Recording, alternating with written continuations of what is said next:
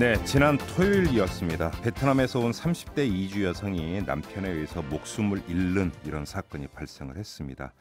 이 베트남 이주 여성의 죽음을 계기로 사각지대에 있는 이주 여성들의 인권 문제 그리고 다문화 가정에 대한 정책 이런 것들이 화두로 떠올랐는데요. 이것만이 아니죠.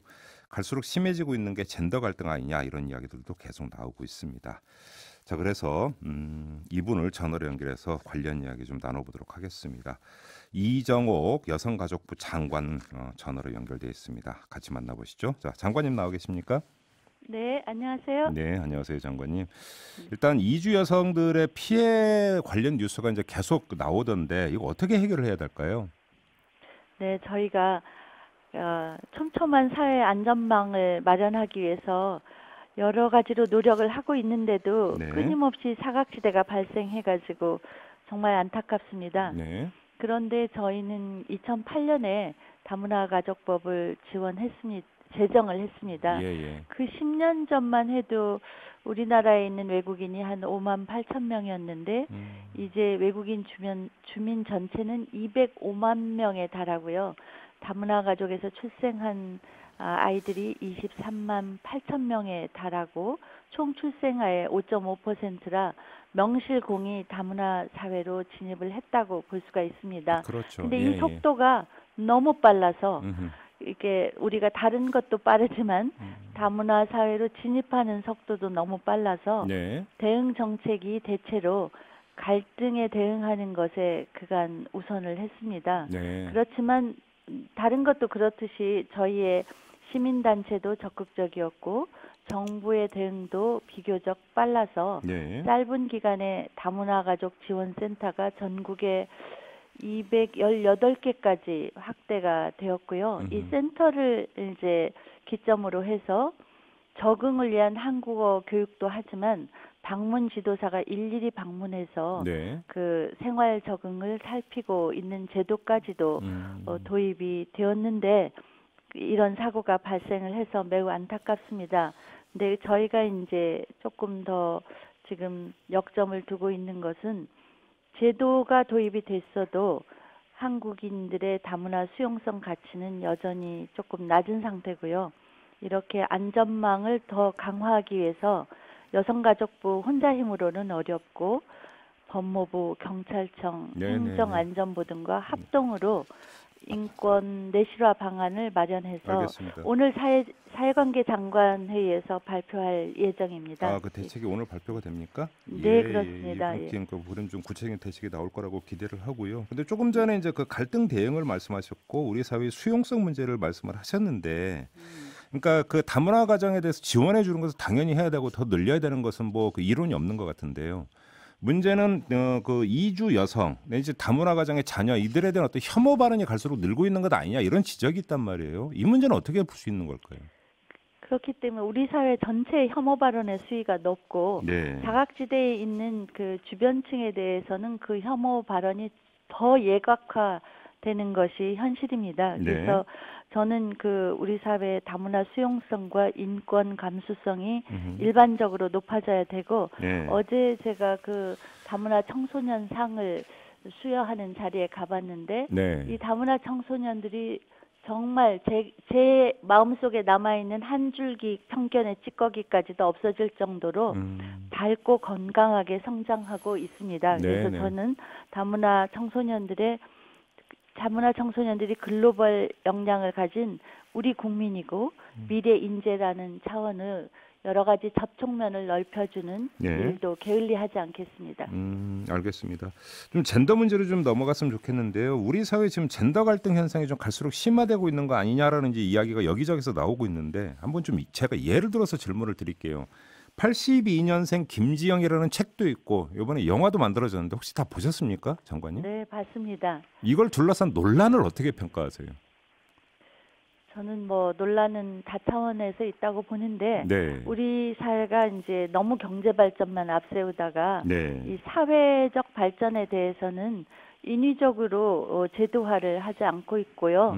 전통적 성 역할이 굉장히 이제 교육을 통해서 빠르게 변화를 하는데 네. 이 수용의 정도가 여성과 남성 간에 이제 시차가 좀 있는 것 같습니다. 예, 예. 그래서 저희는 이제 지금 일어나는 갈등을 굉장히 예민하게 보면서 이것이 이제 사회의 다양한 불평등 요소가 젠더라는 것으로 폭발하는 것이 아닌가 이렇게 네. 생각을 합니다. 그래서 예, 예. 여러 불평등 요소에 대해서 세밀하게 살피고 청년들이 이렇게 상호 이해를 통해서 우리 사회의 미래를 논의하는 건설적인 장을 만들려고 해서 청년 참여 플랫폼을 구성해서 정책을 시행하고 있습니다. 이들이 그러니까 한국 사회의 주거니 여러 사회 환경에 대해서 다양한 제안을 공통으로 하면서 상호 이해를 높여 나갈 수 있게 하고요.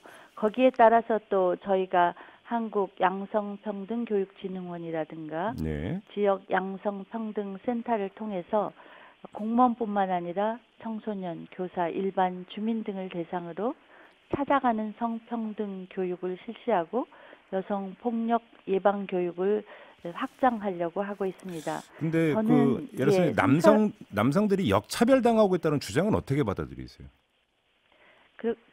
말씀드렸다시피 여러 가지 교육을 받았지만 사회에서 정확하게 활동할 자리가 나타나지 않고 불확실성이 고조되는 것이 젠더 갈등으로 비화되는 것 같습니다. 이들이 처한 문제에 대해서도 섬세하게 살펴서 양성이 다르게 겪는 불평등의 특성 이거를 상호 이해하도록 노력을 하겠습니다. 예. 우리 사회 정책이 대체로 이제 성평등 차원이 쉽게 해소되지 않기 때문에 적극적 조치를 통해서 여성 성평등을 실현한 경향이 있습니다. 그래서 이 적극적 조치에 대한 오해가 이렇게 역차별이라는 용어를 만들어내고 있는 것 같습니다. 근데 적극적 조치에도 불구하고 여전히 그 여러 가지 임금 격차라든가 냉정한 사회적 지표에서는 아직 여성이 많이 뒤처지는 상태입니다. 근데 그 사실에 대한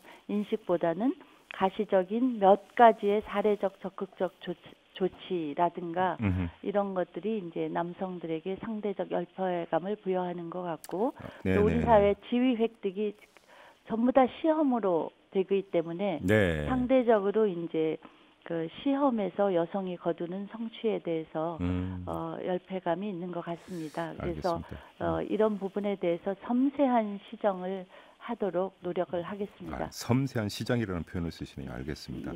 이 요즘 그 다크웹이라고 하는 폐쇄형 사이트에서 이 아동 청소년이 등장하는 불법 영상 촬영물이 유통이 되고 있다. 이런 이야기가 좀 계속 들리고 있는데 이건 아주 강력하게 단속을 해야 될 것 같은데 대책이 있나요?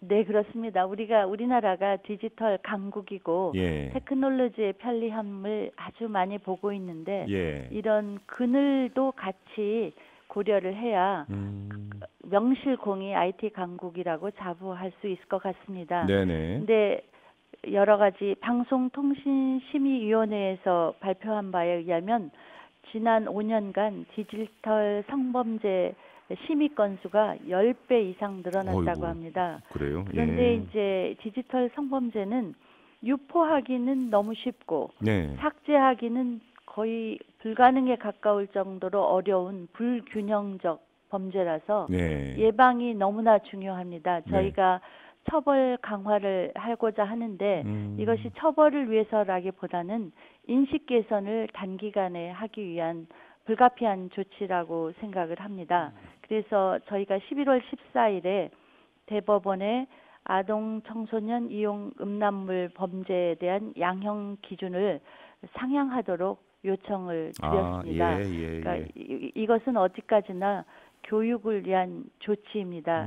그리고 디지털 성범죄는 디지털의 유동성 때문에 저희 여성가족부만으로는 어렵기 때문에 방송통신심의위원회 또 경찰청 방송통신위원회와 함께 협약을 체결해서 불법 촬영이나 아동 청소년 이용 음란물 모니터링을 강화하고 삭제 지원이나 또 피해자에 대한 치유 이런 것을 합력을 해서 통합적으로 해결을 하려고 알겠습니다. 하고 있습니다. 특히 예. 경찰청에서는 이 사이트가 외국에 있는 경우가 많기 때문에 그렇죠. 예. 그 인터폴을 통한 국제적 공조도 하고자 한다고 합니다. 예. 그리고 저희가 그걸 통해서 이제 2019년 그 디지털 성범죄 대응 국제 회의를 해봤더니 한국이 이 디지털 성범죄 대응에 대해서 굉장히 신속하고 적극적이라는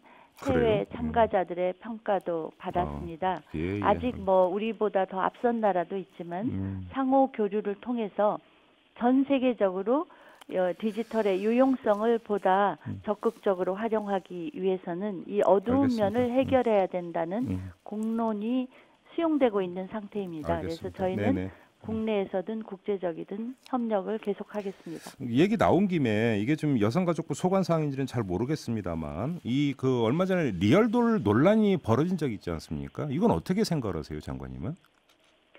저희는 여성가족부의 입장은 그 청소년 보호라는 입장을 네. 기본적으로 저희가 청소년 보호를 안 하면 어디서 하겠습니까? 그러게요. 예. 그런 의미에서 이제 아동이나 청소년 형상물의 리얼돌은 금지해야 되는 입장을 강하게 견지하고 있고 네. 또 대법원 판결이 나온 사례도 있지 네. 않습니까? 그렇죠. 그래서 그 인격권에 대한 보호를 해야 된다는 입장을 하고 있습니다. 흔히 이제 산업 발전과 이러한 그 보호라는 것은 다양한 영역에서 충돌을 일으키는데 저희는 업체의 자율적 반성과 또 업체의 사회적 책임 이런 것도 동시에 강조할 알겠습니다. 생각입니다. 자, 마지막으로 시간이 얼마 안 남았는데요. 좀 짧게 요거만 좀 여쭙고 마무리할게요. 이제 다음 주에 부산에서 이제 한 아세안 특별 정상회의가 열리고 있지 않습니까? 이제 범정부적으로 준비를 하고 있는 걸로 알고 있는데요. 혹시 여성가족부에서 특별히 준비하고 있는 내용이 좀 있나요?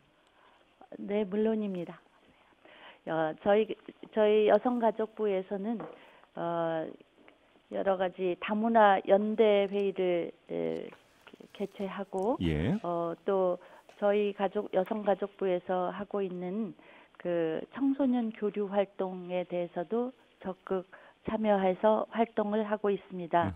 그러니까 저희 여성가족부에서 여러 가지로 청소년들의 교류를 아세안 5개국과 그동안 쭉 해왔는데 이번에 아세안을 계기로 해서 네. 이 청소년 교류를 한번 제시하고 또 다문화 연대 회의를 통해서 우리나라에서 들어와서 살고 있는 결혼 이주 여성과 아동들이 굉장히 적극적으로 활동하고 있는 성공 사례들 네. 이런 것들도 공유하면서 아세안 국가 분들의 참가하시는 정상이나 네. 여러 대사님들에게 한국이 제공했던 다문화 가족 지원 제도를 소개하는 한편 또는 이 청소년들이 얼마나 건강하게 자랐는지도 공유하고 알겠습니다. 또 저희가 국제적으로 이제 결혼 이민관이라든가 이런 거를 파견하는 데 대해서